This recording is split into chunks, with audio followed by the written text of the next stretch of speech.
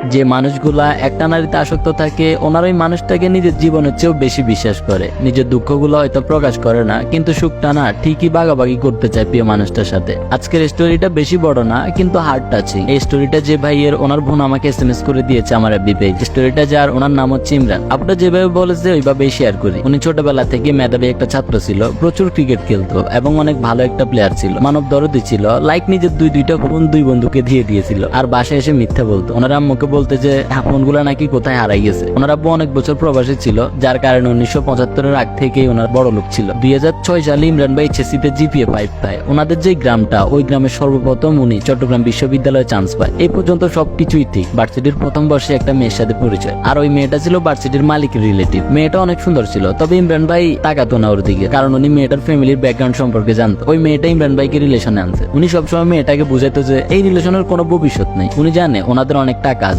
তবে মেয়ে পক্ষের 100 ভাগের 1 ভাগ। 3টা বছর পড়াশোনার পাশাপাশি রিলেশনটা কন্টিনিউ রাখে উনি। খুব সুন্দর একটা রিলেশন ছিল, কারণ দুজনে ম্যাচিউর ছিল। ওনাদের যখন রিলেশনটা 3 বছর 2 মাস, তখনই মেয়েটা কোনো কথাবার্তা ছাড়া অন্য একটা ছেলেকে বিয়ে করে ফেলে। বিষয়টা ইমরান ভাই জেনে যায়। এরপর থেকে ওনারা একসাথেই ক্লাস করতো, কিন্তু উনি এমন একটা ছেলে ছিল মেয়েটাকে কিছুই বলে নাই, এটাও জিজ্ঞেস করে না যে কেন বিয়ে করছে। যখন মূল্যায়ন পরীক্ষাগুলো চলতো, তখন মেয়েটা ওনার দিকে তাকালে ওনার হাতগুলো কাঁপতো। কারো কাছে কিছু শেয়ার না করে কথাগুলো এমন ভাবে পোষণ করে যে যার কারণে ফাইনাল ইয়ারে এক্সাম বাদ দিয়ে সব গুছিয়ে বাড়িতে চলে আসে। ফ্যামিলির মানুষ যখন জিজ্ঞেস করতে কিছু, তখন অনেকক্ষণ চুপচাপ থাকতো এবং শেষে একটা কথাই বলতো, মেয়েটা অনেক সুন্দর ছিল। কোন মেয়েকে বাঁকা হারা এগুলো বলতো না। এরপর থেকে নেশা আসক্ত হয়ে পড়ে। এমন কোন নেশা নাই যে করতো না। ছোটখাটো সবার সাথে মিশতো, সব নেশায় আসক্ত ছিল। প্রায় 8 বছর নিজের মায়ের পাশে ঘুমাইছে। ওনার বয়স যখন 23 বছর, তখন ওনার আব্বু ওনাকে মারধর করতো, বসে বসে মার খাইতো, কিন্তু একটা সাউন্ডও করতো না। সবশেষে ওনাকে রিহ্যাব সেন্টারে দিয়ে দেওয়া। রিহ্যাব কি অনেকে জানেন, আবার জানেন না। মাদক থেকে মুক্ত রাখা প্লাস শারীরিক ও মানসিক ট্রিটমেন্ট দেওয়া ওইখানে একবার দিলে কোর্স শেষ হওয়া অব্দি আর বাড়িতে ব্যাক করা যায়। প্রায় 2 বছর ফ্যামিলি ছাড়া ছিল উনি। এখন 2023 চলতেছে, তবে এখনো উনি বিয়ে করেনি। কতটুকু ভালোবাসতো মেয়েটাকে বুঝেনি।